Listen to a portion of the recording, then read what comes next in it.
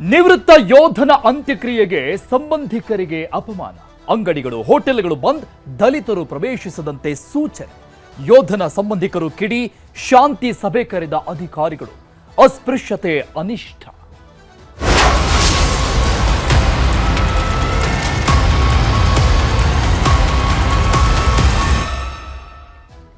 ಸಾವಿನ ಊರಿನಲ್ಲೂ ಕೂಡ ಅಸ್ಪೃಶ್ಯತೆ ತಾಂಡವವಾಡಿದೆ. ದೇಶ ಕಾದವನ ಸಾವಿನಲ್ಲೂ ಕೂಡ ಜಾತಿ ಹುಡುಕಾಟ ನಡೆದಿದೆ ಈ ಊರಲ್ಲಿ. ಇನ್ನು ಯಾವ ಕಾಲದಲ್ಲಿದೆ ನಮ್ಮ ಸಮಾಜ? ಈ ಪ್ರಶ್ನೆ ನಾಗರಿಕ ಸಮಾಜ ತಲೆ ತಗ್ಗಿಸುವಂಥದ್ದು. ದೇಶ ಕಾದ ಯೋಧನ ಸಾವಿನಲ್ಲೂ ಕೂಡ ಜಾತಿ ಹುಡುಕಾಟ ನಡೆದಿದೆ. ಯಾವ ಕಾಲದಲ್ಲಿದೆ ನಮ್ಮ ಸಮಾಜ? ಹಾಗಾದ್ರೆ ಕಳೆದ 20 ವರ್ಷ ದೇಶ ಸೇವೆ ಮಾಡಿ ಬಂದಂತಹ ಯೋಧ ಈಗ ಸಾವನ್ನಪ್ಪಿರೋದು ಊರಲ್ಲಿ. ಸಾವಿನ ಬಳಿಕವಾದರೂ ಒಗ್ಗಟ್ಟಿನ ವಿದಾಯ ಕೊಡೋಕೆ ಯಾರೂ ಇಲ್ಲ. ಊರಲ್ಲಿರುವಂತಹ ಜನ, ದೇಶಕ್ಕಾಗಿ ಜೀವನವನ್ನೇ ಕೊಟ್ಟಂತ ಯೋಧ ದಲಿತನಾಗಿದ್ದೇ ತಪ್ಪ? ದಲಿತ ಅನ್ನೋ ಕಾರಣಕ್ಕೆ ಊರಿನವರು ಹೀಗೆ ಮಾಡುವುದ? ಇದೆಂಥ ಸಮಾಜ, ಎಂಥ ಊರು, ಇದೆಂಥ ಜನ, ಎಂಥ ಜನಗಳಿರುವಂತ ಊರು ಅನ್ನುವಂತ ಸಹಜ ಪ್ರಶ್ನೆ. ಈಗಲೂ ಜಾತಿ, ಅಸ್ಪೃಶ್ಯತೆ, ಮೇಲು ಕೀಳು, ನಾಚಿಕೆಯಾಗಬೇಕು ಈ ರೀತಿಯಾಗಿ ಮಾಡಿದಂಥವರಿಗೆ. ನಿವೃತ್ತ ಯೋಧನ ಅಂತ್ಯಕ್ರಿಯೆಯಲ್ಲೂ ಕೂಡ ಅಸ್ಪೃಶ್ಯತೆಯ ಭೂತ ಇದ್ದೇವೆ. ಅಂತ್ಯಕ್ರಿಯೆಗೆ ಬಂದಿದ್ದಂತಹ ಸಂಬಂಧಿಕರಿಗೆ ಗ್ರಾಮಸ್ಥರಿಂದ ಕಿರಿಕಿರಿಯನ್ನುಂಟು ಮಾಡಲಾಗಿದೆ. ದೇಶ ಕಾಯಲು ಇಲ್ಲದಂತಹ ಜಾತಿ ಗ್ರಾಮಗಳಲ್ಲಿ ಈಗ ಆ ಯೋಧನ ಸಾವಿನ ನಂತರದಲ್ಲಿ ಕಾಣಿಸಿರುವಂಥದ್ದು ನಿಜಕ್ಕೂ ಕೂಡ ತಲೆ ತಗ್ಗಿಸುವಂತ ಘಟನೆ. ಮೃತ ಯೋಧನ ಸಂಬಂಧಿಕರೆಲ್ಲ ದಲಿತರು ಬರ್ತಾರೆ ಅಂತ ಅಂಗಡಿ ಹೋಟೆಲ್ಗಳನ್ನ ಬಂದ್ ಮಾಡಲಾಯ್ತಾ? ಇಂಥದ್ದೊಂದು ಗಂಭೀರ ಆರೋಪವನ್ನು ಮಾಡಲಾಗಿದೆ. ನಾವು ಹೋಟೆಲ್ಗಳಿಗೆ ಹೋಗ್ತೀವಿ ಅಂತಾನೆ ಅವರು ಹೋಟೆಲ್ಗಳನ್ನ, ಅಂಗಡಿಗಳನ್ನ ಬಂದ್ ಮಾಡಿಕೊಂಡಿದ್ದಾರೆ. ಬಾಗಲಕೋಟೆ ಜಿಲ್ಲೆ ಚಿನ್ನಾಪುರ ಗ್ರಾಮದಲ್ಲಿ ನಡೆದಂತಹ ಘಟನೆ ಇದು. 20 ವರ್ಷ ದೇಶ ಸೇವೆ ಸಲ್ಲಿಸಿದಂತ ಹನುಮಂತಪ್ಪ ಹರಿಜನ್ ಯೋಧ ನನ್ನ ಗ್ರಾಮದಲ್ಲಿ ಅಂತ್ಯ ಸಂಸ್ಕಾರದ ಸಂದರ್ಭದಲ್ಲಿ ನಡೆದಂತಹ ಘಟನೆ. ಅಂತ್ಯಕ್ರಿಯೆಗೆ ಆಗಮಿಸಿದಂತ ಸಂಬಂಧಿಕರು ದೂರದ ಊರುಗಳಿಂದ ಬಂದಿರ್ತಾರೆ. ನಿವೃತ್ತ ಯೋಧ ಹನುಮಂತಪ್ಪ ಸಂಬಂಧಿಕರು ಗ್ರಾಮದಲ್ಲಿ ಅಂಗಡಿಗಳು, ಹೋಟೆಲ್ಗಳು ಬಂದಾಗಿತ್ತಂತೆ. ಒಂದು ಕೂಡ ಓಪನ್ ಆಗಿರಲಿಲ್ಲ. ದಲಿತರು ಹೋಗ್ತಾರೆ ಅಂತಾನೆ ಬಂದ್ ಮಾಡಿದ್ದಾರೆ ಅನ್ನುವಂಥ ಆರೋಪವನ್ನ ಮಾಡ್ತಾ ಇದ್ದಾರೆ. ದಲಿತರು ಮೃತಪಟ್ಟಾಗ್ಲೆಲ್ಲ ಹೀಗೆ ಮಾಡ್ತಾರಂತೆ. ದೇಶಕ್ಕಾಗಿ ಜೀವನವನ್ನೇ ಕೊಟ್ಟಂತ ಯೋಧನಿಗೆ ಊರಿನವರಿಂದ ಅವಮಾನಕರವಾದಂತ ವಿದಾಯವನ್ನ ನೀಡಿರುವುದು ನಾಗರಿಕ ಸಮಾಜ ತಲೆ ತಗ್ಗಿಸುವಂತ ಘಟನೆ ನಡೆದಿದೆ ಬಾಗಲಕೋಟೆಯಲ್ಲಿ. ದೇಶಕ್ಕಾಗಿ ಇಡೀ ಜೀವಮಾನವನ್ನೇ ತೆಯ್ದಂತ ಯೋಧ ಮೃತಪಟ್ಟಂತ ದಿನದಂದು ಅವಮಾನಕರ ಬೀಳ್ಕೊಡುಗೆ, ವಿದಾಯ. ಅಂತಿಮ ದರ್ಶನಕ್ಕೆ ಬಂದವರಿಗೆ ನೀರು ಸಿಕ್ಕಿಲ್ಲ, ಟೀ ಸಿಕ್ಕಿಲ್ಲ. ಅಟ್ಲೀಸ್ಟ್ ದುಡ್ಡು ಕೊಡ್ತೀನಂದ್ರು ಕೂಡ ನೀರು, ಟೀ, ಕಾಫಿ, ತಿಂಡಿಗೆ ಬರ್ತಾರೆ, ಅಂಗಡಿ ಒಳಗಡೆ ಬಂದ್ಬಿಡ್ತಾರೆ ಅಂತ ಹೋಟೆಲ್ಗಳನ್ನ ಬಂದ್ ಮಾಡಲಾಗಿದೆ. ದಲಿತ ಸಾವಿನ ಮನೆಯವರು ಬರಬಾರದು ಅಂತ ಬಂದ್ ಮಾಡಲಾಗಿದೆ. ಇಂಥ ಜನರ ಮನಸ್ಸು ಬದಲಾಗುವುದು ಯಾವಾಗ?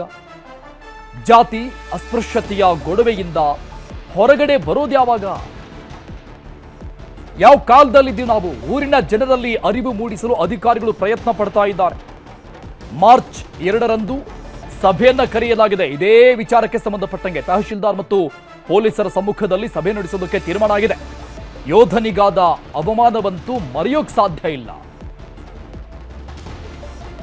ಇನ್ಮುಂದಾದ್ರೂ ಕೂಡ ಜನರ ಮನಸ್ಸಿನಿಂದ ಈ ಅಸ್ಪೃಶ್ಯತೆ ಅನ್ನುವಂಥ ಭೂತ ದೂರವಾಗುತ್ತಾ? ಇನ್ಮುಂದಾದ್ರೂ ಚಿನ್ನಾಪುರ ಜನರ ಮನಸ್ಸು ತಿಳಿಗೊಳ್ಳುತ್ತಾ? ನಾವೆಲ್ಲರೂ ಒಂದು ಮನುಷ್ಯರು ಅನ್ನುವಂಥ ಭಾವನೆ ಬರುತ್ತಾ? ಸ್ಥಳಕ್ಕೆ ಇಳಕಲ್ ತಹಶೀಲ್ದಾರ್ ಹಾಗೂ ಪೊಲೀಸರು ಭೇಟಿ ಕೊಟ್ಟಿದ್ದಾರೆ. ಮಾರ್ಚ್ 2ನೇ ತಾರೀಕು ಸಭೆಯನ್ನ ನಡೆಸಿ ಈ ಅಸ್ಪೃಶ್ಯತೆಯ ವಿರುದ್ಧವಾಗಿ ಜನರಲ್ಲಿ ಜಾಗೃತಿ ಮೂಡಿಸೋದಕ್ಕೆ ಒಂದು ಸಭೆಯನ್ನ ಮಾಡ್ತಾ ಇದ್ದಾರೆ. ಅನಾರೋಗ್ಯದಿಂದ ಯೋಧ ಹನುಮಂತಪ್ಪ ಅವರು ಮೃತಪಟ್ಟಿರೋದು. 20 ವರ್ಷ ದೇಶ ಸೇವೆ ಮಾಡಿ ಬಂದಿದ್ದಾರೆ, ಗಡಿ ಕಾಯ್ದು ಬಂದಿದ್ದಾರೆ. ಆಗಿಲ್ದಂತಹ ಜಾತಿ, ಅಸ್ಪೃಶ್ಯತೆ ಅವರ ಸಾವಿನಲ್ಲಿ ತೋರ್ಪಡಿಸಿರುವಂಥದ್ದು ನಿಜಕ್ಕೂ ಅವಮಾನಕರ ವಿಚಾರ. ಇತ್ತು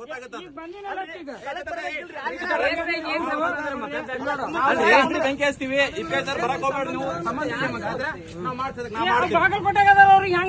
ನೀವು ಬರಕ್ ಹೋಗ್ಬೇಡ್ರಿ ನೀವೇನಂದ್ರೆ ಕೇಸ್ ಅಂತಾರ ಅವ್ರು ಟಿಕ್ಕರೆ ಕೂಗ್ತೀರ ಅಂತ ಕೇಳ್ತಾರಲ್ಲ ಯಾರಿ ಫೋನ್ ಮಾಡೋದು ಹೇಳ್ರಿ ಯಾರಿ ಫೋನ್ ಮಾಡೋದು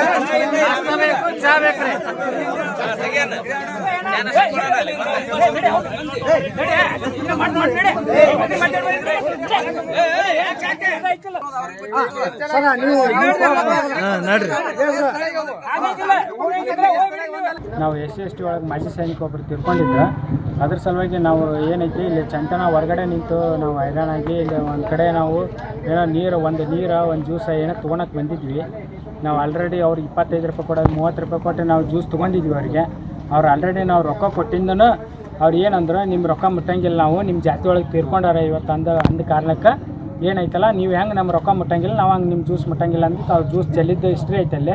ನಮಗಿದು ಏನು 10 ಹಳ್ಳಿ ಗ್ರಾಮದಾಗ ಇದು ಏನು ನಮ್ಮದು ಜಾತಿ ಇದು ನಡೆದೈತಲ್ಲ ಇದನ್ನು ಸ್ಟಾಪ್ ಆಗ್ಬೇಕು ಸರ್. ಇದು ಈ ಊರಾಗ ಏನು ಅದ್ರಾಗ ಈ ಊರಾಗ ಅತಿಯಾಗಿ ನಡೆದೈತೆ ಸರ್. ಇದು ಜಾತಿ ಏನು ಇದೈತಲ್ಲ ಈಗ ಹೋಟೆಲ್ ಬಂದ್ ಮಾಡಿ ಸರ್. ಈಗ ನಾವು ಈಗ ಪೊಲೀಸರು ಬಂದ ತಕ್ಷಣ ಈ ಅಂಗಡಿನ ಬಂದ್ ಮಾಡಿ ಸರ್. ಅದು ಏನೈತಿ ಸ್ಟಾಪ್ ಆಗ್ಬೇಕು. ಎಲ್ಲರೂ ಒಂದೇ ಥರ ಒಂದೇ ಜಾತಿ ಒಂದೇ ರಕ್ತ ಅನ್ನೋ ಥರ ಇರ್ಬೇಕು ಸರ್. ಸಮುದಾಯದವರು ಡೆತ್ ಆದ್ರೆ ಅಷ್ಟೇ ಉದ್ದೇಶಪೂರ್ವಕವಾಗಿ ಹೋಟೆಲ್ ಮತ್ತು ಕಿರಾಣಿ ಅಂಗಡಿ ಬಂದ್ ಮಾಡ್ತಾರೆ ಅನ್ನೋದು ವಿಷಯ ನಾವು ಕೇಳಿವಿಲ್ಲ. ಅದು ಮುಂದಿನ ನಿರ್ಮಾಣದೊಳಗೆ ನಡಿಬಾರ್ದು. ಅದು ಆಗುತ್ತಂದ್ರೆ ಇವತ್ತೇನು ಊರಲ್ಲಿ ಕಿರಾಣಿ ಅಂಗಡಿ ಮತ್ತು ಚಾದ ಅಂಗಡಿ ಅನ್ನೋದು ಶಾಶ್ವತ ಬಂದ್ ಆಗ್ಬೇಕು. ಸಂಬಂಧಪಟ್ಟ ಅಧಿಕಾರಿಗಳು ಬಂದು ಇಲ್ಲಿ ಜಾತಿ ಅಂತಕ್ಕಂಥದ್ದು ಏನೈತಿ ಅದನ್ನ ಅಳಿಸ್ಬೇಕು. ಪ್ರತಿನಿತ್ಯ ಏನು ಹೋಟೆಲ್ಗಳು ಏನು ಚಲೋ ಇರ್ತಾವ ಆ ರೀತಿ ಆಗ್ಬೇಕು. ಯಾಕಂದ್ರೆ ಒಬ್ಬ ಮಾಜಿ ಸೈನಿಕಲ್ಲಿ ಡೆತ್ ಆಗಿದ್ದು, ದೇಶ ಸೇವೆ ಮಾಡಿ ಬಂದಂತ ವ್ಯಕ್ತಿ ಅಂತವ್ರಿಗೆ ಅಗೌರವ ಕೊಡ್ತಕ್ಕಂಥ ಕೆಲಸ ಈ ಊರಾಗ ನಡೆದದ. ಅದು ಚಿನ್ನಾಪುರದಲ್ಲಿ ಅದು ಆಗ್ಬಾರ್ದಿತ್ತು. ಅದಕ್ಕೆ ಸಂಬಂಧಪಟ್ಟ ಅಧಿಕಾರಿಗಳು ಇದ್ರ ಬಗ್ಗೆ ಸೂಕ್ತ ಕಾನೂನು ಕ್ರಮ ಜರುಗಿಸಬೇಕು. ಈ ಬಗ್ಗೆ ಡೀಟೇಲ್ಸ್ ಕೊಡ್ತಾರೆ ನಮ್ಮ ಪ್ರತಿನಿಧಿ ಮಂಜುನಾಥ್ ಸಂಪರ್ಕದಲ್ಲಿದ್ದಾರೆ. ಮಂಜುನಾಥ್, ಯೋಧ ಅನ್ನುವಂತ ಒಂದು ಹೆಸರು ಸಾಕು, ಬೇರೆ ಕಾರಣ ಬೇಕಾಗಿಲ್ಲ ಅಂತವರಿಗೆ ಗೌರವವನ್ನ ಕೊಡೋದಕ್ಕೆ. ಬಟ್ ಸಾವಲ್ಲೂ ಕೂಡ ಈ ರೀತಿಯಾಗಿ ಒಬ್ಬ ಯೋಧನಿಗೆ, ನಿವೃತ್ತ ಯೋಧನಿಗೆ ಅವಮಾನ ಮಾಡಿರುವಂಥದ್ದು ಸಹಿಸೋಕೆ ಆಗ್ತಾ ಇಲ್ಲ, ನಾಚಿಕೆ ಆಗ್ತಾ ಇದೆ ಈ ಘಟನೆಯನ್ನ ಹೇಳೋದಕ್ಕೆ. ಬಟ್ ಏನ್ ಕ್ರಮ ಆಗುತ್ತೆ ಇದ್ರ ಬಗ್ಗೆ? ಎಸ್ ಈ ಬಗ್ಗೆ ಮಾತನಾಡೋದಕ್ಕೆ ಅಮರೇಶ್ ತಹಶೀಲ್ದಾರ್ ಸಂಪರ್ಕದಲ್ಲಿದ್ದಾರೆ. ಸರ್ ನಮಸ್ಕಾರ. ನಮಸ್ಕಾರ, ಹೇಳಿ ಸರ್. ಇದು ನಾವಿನ್ನೂ ಎಲ್ಲಿದ್ದೀವಿ ಅಂತ ಪ್ರಶ್ನೆ ಮಾಡಬೇಕಾದಂತ ಕಾಲ ಬಂದಿದೆ ಅಂತ ಅನ್ಸುತ್ತೆ. ಯಾಕಂದ್ರೆ ಇದು ಇವತ್ತಿನ ಸಮಸ್ಯೆ ಅಂತೂ ಅನಿಸ್ತಾ ಇಲ್ಲ. ಯಾವಾಗ ದಲಿತರು ಇಲ್ಲಿ ಡೆತ್ ಆದ್ರೂ ಕೂಡ ಇದೇ ರೀತಿಯಾಗಿ ಮಾಡ್ತಾರಂತೆ. ತಮ್ಮ ಗಮನಕ್ಕಿತ್ತ ಇದು? ಇಲ್ಲ, ನಾನು ಈ ತಾಲೂಕಿಗೆ ಬಂದ್ಬಿಟ್ಟು 8 ತಿಂಗಳಾಯ್ತು. ಈ ತರದ ಘಟನೆ ಬಗ್ಗೆ ಏನು ಹೇಳಿರ್ಲಿಲ್ಲ. ಬಟ್ ನಿನ್ನೆ ಫೋನ್ ಬಂದಿದ ತಕ್ಷಣ ನಾವು ಇಮಿಡಿಯೇಟ್ಲಿ ಹೋಗಿದ್ದೀವಿ. ಹೋಗಿ ಅಲ್ಲಿ ಕಂಪ್ಲೇಂಟ್ ತಗೊಂಡು ಒಂದ್ ಅಂಗಡಿಯಲ್ಲಿ ಅದೇನೋ ಹೋಗ್ಬಿಟ್ಟು ಒಂದು ಜ್ಯೂಸ್ ಏನೋ ಕೇಳಿದ್ರಂತೆ. ಆ ಜ್ಯೂಸ್ ಕೊಡೋ ಟೈಮಲ್ಲಿ ಒಂದು ನಿಮ್ ಕಡೆಯಿಂದ ನಾವು ದುಡ್ಡು ತಗೊಳಲ್ಲ ಅಂತ ಈ ತರ ಹೇಳಿದ್ರಂತ ಹೇಳಿ. ಬಟ್ ಆ ಅಂಗಡಿದವ್ರಿಗೆ ಕರೆದ್ಬಿಟ್ಟು ನಾವು ಕ್ಲಾರಿಫಿಕೇಶನ್ ತಗೊಂಡಿದ್ದೀವಿ. ಸೊ ಇಮಿಡಿಯೇಟ್ಲಿ ಆ ಅಂಗಡಿಯವ್ರ ಕಡೆಯಿಂದಾನೆ ವಾಪಸ್ ಅವ್ರಿಗೆ ಇನ್ನೊಂದು ರೌಂಡ್ ಐಟಮ್ಸ್ ಕೊಡ್ತಿದ್ವಿ. ಸೊ ಇಲ್ಲ ಸರ್, ನಾವ್ ಆತರ ಇನ್ನೂ ಭೇದ ಭಾವ ಮಾಡಿಲ್ಲ ಅಂತ ಹೇಳಿದ್ರು. ಸೊ ಇದಕ್ಕಾಗಿ ನಾವು ಮಂಡೇ ಮಾರ್ನಿಂಗ್ ಒಂದು ಇದು ಮಾಡ್ತಾ ಇದ್ದೀವಿ, ಪಬ್ಲಿಕ್ ಮೀಟಿಂಗ್, ಒಂದು ಶಾಂತಿ ಸಭೆ ಅಂತ ಹೇಳಿ. ಸೊ ಅಲ್ಲಿ 2 ಸಮುದಾಯದವ್ರಿಗೂ ಕರಿತಾ ಇದೀವಿ. ಸೊ ಕರೆದ್ಬಿಟ್ಟು ಅಲ್ಲಿ ವಾಸ್ತುಸ್ಥಿತಿ ಏನಿದೆ ಅಂತ ತಿಳ್ಕೊಂಡು ಆ ಬಗೆಹರಿಸ್ತೀವಿ. ಓಕೆ. ಅಲ್ಲ, ಇದಕ್ಕೆ ಕಾರಣ ಆದಂತ ಈಗ ಈ ಅಂಗಡಿಗಳನ್ನ ಬಂದ್ ಮಾಡಿದವರನ್ನ ತಾವು ಮಾತನಾಡಿಸಿದ ಅಂತ ಹೇಳಿದ್ರಲ್ಲ, ಅವರ ಸಬೂಬು ಏನಾಗಿತ್ತು ಸರ್ ಇದಕ್ಕೆ? ನಾವ್ ಆತರ ಏನು ಮಾಡಿಲ್ಲ ಅಂತಾನೆ ಹೇಳಿದಾರೆ ಅವರು. ಇವನ್ ಅವ್ರು ಯಾರು ಕಂಪ್ಲೇಂಟ್ ಮಾಡಿದ್ರಲ್ಲ ಅವ್ರ ಮುಂದ್ಗಡೆನೆ ಕರೆದ್ಬಿಟ್ಟು ಹೇಳಿದ್ವಿ, ಈ ತರ ತಮ್ಮ ಅಗೇನ್ಸ್ಟ್ ಕಂಪ್ಲೇಂಟ್ ಇದೆ, ಏನ್ ಹೇಳ್ತೀರಾ ಅಂತಂದ್ರೆ, ಇಲ್ಲ ಸರ್ ನಾವ್ ಆತರ ಏನೂ ಮಾಡಿಲ್ಲ, ಇವಾಗ ಬಂದು ನಮ್ಮ ಅಂಗಡಿಯಿಂದ ತಗೊಂಡ್ರು ಕೂಡ ನಾವು ಕೊಡ್ತೀವಿ ಅಂತಾನೆ ಹೇಳ್ತಿದ್ರು. ಸೊ ಅದಕ್ಕೋಸ್ಕರ ಇದು ಬರೀ ಒನ್ ಸೈಡೆಡ್ ಆಗತ್ತೆ ಅಂತ ಹೇಳ್ಬಿಟ್ಟು ಮಂಡೇ ಮಾರ್ನಿಂಗ್ 10 ಗಂಟೆಗೆ ಅದೇ ಊರದಲ್ಲಿ ಒಂದು ಶಾಂತಿ ಸಭೆ ಇಟ್ಕೋತಾ ಇದೀವಿ. ನಾವೆಲ್ಲ ತಾಲೂಕು ಮಟ್ಟದ ಅಧಿಕಾರಿಗಳು ಹೋಗ್ತಾ ಇದೀವಿ. ಸೊ ಡೆಫಿನೆಟ್ಲಿ ಅಲ್ಲಿ ಏನಿದೆ ವಾಸ್ತುಸ್ಥಿತಿ ತಿಳ್ಕೊಂಡ್ ಬಂದ್ಬಿಟ್ಟು ಇನ್ ಕೇಸ್ ಈ ತರ ಜಾತಿ ರಿಲೇಟೆಡ್ ಏನಾದ್ರು ಭೇದ ಭಾವ ಮಾಡ್ತಾ ಇದಾರೆ ಅಂತಂದ್ರೆ 100% ನಾವು ಅವತ್ತಿನ ಸ್ಟಾಪ್ ಮಾಡ್ತೀವಿ. ನಾವು ಇಡೀ ತಾಲೂಕಲ್ಲೂ ಕೂಡ ಈ ತರ ಆಗದಾಗೆ ನಾನು ನೋಡ್ಕೋತೀನಿ. ಈಗ ತಾವು ಬಂದು 1 ವರ್ಷ ಆಯ್ತು ಇಲ್ಲಿ ಚಾರ್ಜ್ ತೆಗೆದುಕೊಂಡು ಅಂತ ಹೇಳಿ. 8 ತಿಂಗಳಾಗಿದೆ ಬಂದು. ಬಟ್ ಈ ತರ ಇನ್ಸಿಡೆಂಟ್ ಏನೂ ಆಗಿಲ್ಲ ರೀ ನಾನು ಬಂದ. ಇದುವರೆಗೂ ಈ ರೀತಿಯ ಸಿಮಿಲರ್ ಆಗಿರುವಂತ ಪ್ರಕರಣ ಯಾವುದು ಬಂದಿಲ್ಲ ತಮ್ಮ? ಇಲ್ಲ ಇಲ್ಲ ಇಲ್ಲ, ಬಂದಿಲ್ಲ. ಯಾಕಂದ್ರೆ ಅಲ್ಲಿ ಜನ ಮಾತನಾಡ್ತಾ ಇದ್ರು, ಈಗ ಯಾವಾಗ ದಲಿತರು ಡೆತ್ ಆದ್ರಾಗೂ ಕೂಡ ಹೀಗೆ ಮಾಡ್ತಾರಂತೆ ಊರಲ್ಲಿ ಅಂತ. ಇಲ್ಲ, ಅದೇ ಲಾಸ್ಟ್ 8 months ಅಲ್ಲಂತೂ ಈ ತರ ಅಂತೂ ಬಂದೇ ಇಲ್ಲ ನೋಡ್ರಿ. ನಾವಂತೂ ರೌಂಡ್ಸ್ ಅಲ್ಲೂ ಇರ್ತೀವಿ. ಆಮೇಲೆ ಅವ್ರು ಯಾರು ಕಂಪ್ಲೇಂಟ್ ಎಲ್ಲ ಕೊಟ್ಟಿದಾರ ಆ ಯುವಕರು ಅವ್ರ ಜೊತೆ ಕಾಂಟ್ಯಾಕ್ಟ್ ಅಲ್ಲೂ ಇದೀವಿ. ಬಟ್ ಅವ್ರು ಯಾರು ಹೇಳಿಲ್ಲ ಈ ತರ. ಈ ಕಂಪ್ಲೇಂಟ್ ರಿಜಿಸ್ಟರ್ ಆಗಿದೆ ಸರ್? ಇದೇನಾದ್ರೂ ಅಟ್ರಾಸಿಟಿ ಆ ತರದ್ದೇನಾದ್ರು? ಇಲ್ಲ, ಈಗ ಆಸ್ ಆಫ್ ನೌ ಅಂತೂ ಆಗಿಲ್ಲ. ಬಟ್ ಮಂಡೇ ಮಾರ್ನಿಂಗ್ ಏನ್ ನಾವು ಪಬ್ಲಿಕ್ ಮೀಟಿಂಗ್ ಮಾಡ್ತೀವಲ್ಲ, ಸೊ ಅಲ್ಲಿ ಎಲ್ಲಾರ್ದು ಸ್ಟೇಟ್ಮೆಂಟ್ಸ್ ಅನ್ನ ತಗೊಂಡ್ಬಿಟ್ಟು ವಿಲ್ ಪ್ರೊಸೀಡ್. ಈಗ ಪ್ರತಿಭಟನೆ ಮಾಡದಂತವರ ಒತ್ತಾಯ ಏನು, ಬೇಡಿಕೆ ಏನಿಟ್ಟಿದ್ದಾರೆ ತಮ್ಮ ಮುಂದೆ? ಅಲ್ಲ, ಈ ತರ ಕರೆದ್ಬಿಟ್ಟು ಇದು ಸಾಲ್ವ್ ಮಾಡಿ, ಪದೇ ಪದೇ ಈ ತರ ಇದು ರಿಪೀಟ್ ಆಗ್ತಾ ಇದೆ ಅಂತ ಹೇಳಿದ್ದಾರೆ. ಬಟ್ ನಾನು ಹೇಳ್ತಾ ಇದ್ದೀನಿ, ಇದು ರಿಪೀಟ್ ಅಂತ ಅಲ್ಲ, ಇದು ಫಸ್ಟ್ ಟೈಮ್ ಬಂದಿರೋದು ನಮ್ಮ ಗಮನಕ್ಕೆ. So Monday morning meeting public hearing ಮಾಡ್ತೀವಲ್ಲ, ಸೊ ಅಲ್ಲಿ ಗೊತ್ತಾಗುತ್ತೆ ಆಕ್ಚುಲಿ ಏನಿದೆ ಅಂತ ಹೇಳ್ಬಿಟ್ಟು. ಸೊ ಬಟ್ ನಾವಲ್ಲಿ ಹೋದಾಗಂತೂ ಅದು ಅಂಗಡಿ ಹತ್ತು ಓಪನ್ ಮಾಡಿಸ್ಬಿಟ್ಟು ಐಟಮ್ಸ್ ಅನ್ನು ಕೊಡ್ಸಿದ್ವಿ. ನಾವು ಈ ತರ ಏನೋ ನಾವು ಭೇದ ಭಾವ ಮಾಡ್ತಾ ಇಲ್ಲ ಅಂತಾನೆ ಹೇಳಿದ್ದಾರೆ. Okay sir, okay, thank you. News ಜೊತೆ ಮಾತನಾಡಿದಕ್ಕೆ ಸರ್. ನೀವು ನಾಗರಾಜ್ ಮೇಲಿನ ಮನೆ ನಿವೃತ್ತ ಯೋಧನ ಚಿಕ್ಕಪ್ಪ ಅವರು ಸಂಪರ್ಕದಲ್ಲಿದ್ದಾರೆ. ಸರ್ ನಮಸ್ಕಾರ. ನಮಸ್ತೆ ಸರ್. ಸರ್, ತಾವು ಅಲ್ಲಿ ಜನ ಪ್ರತಿಭಟನೆ ಮಾಡಿದಾಗ ಮಾತನಾಡಿದ್ ನಾವು ಕೇಳಿಸ್ಕೊಂಡ್ವಿ. ಯಾವಾಗ ದಲಿತರು ಇಲ್ಲಿ ಮೃತಪಟ್ಟಾಗ್ಲೂ ಕೂಡ ಇದೇ ರೀತಿಯಾಗಿ ಅಂಗಡಿಗಳನ್ನ ಮುಚ್ತಾರೆ ಅಂತ ಹೇಳ್ತಿದ್ರಿ ತಾವು, ಅದು ನಿಜಾನಾ ಸರ್? ಹೌದು ಸರ್, ನಿಜ ಸರ್. ಅದು ಇವಾಗಲ್ಲ, ಒಂದು ಟೈಮು ಹಿಂದಕ್ಕೇನೆ ಆಗಿತ್ತು ಸರ್. ಅವಾಗಿಂದಾನೇ ನಮಗೆ ತುಂಬಾ ಪ್ರಾಬ್ಲಮ್ ಆಗ್ತಾ ಇದೆ ಅದು. ಹಲೋ ಸರ್, ಹೇಳಿ ಹೇಳಿ, ಏನೇನ್ ಪ್ರಾಬ್ಲಮ್ ಕೇಳ್ತಾ ಇದೆ ಸರ್? ಹೇಳಿ ಸರ್, ಕೇಳಿಸ್ತಿದೆ ಹೇಳಿ. ಸರ್ ಏನಿಲ್ಲ ಸರ್, ನಿನ್ನೆ ನಮ್ಮ ಚಿಕ್ಕಪ್ಪ ಎಕ್ಸ್ ಆರ್ಮಿ ಅವರು 20 years ಅವರು ಆರ್ಮಿಯಲ್ಲಿ ಡ್ಯೂಟಿ ಮಾಡಿ ಬಂದಿದ್ದಾರೆ. ನಿನ್ನೆ ಅಲ್ಲಿ ಸ್ಮಶಾನದಲ್ಲಿ ಪಿರಿಯಡ್ ನಡೀತಾ ಇತ್ತು. ಆ ಟೈಮ್ದಲ್ಲಿ ಯೋಧರು ಎಲ್ಲ, ನಿವೃತ್ತಿ ಯೋಧರು ಎಲ್ಲಾರು ಬಂದಿದ್ರು.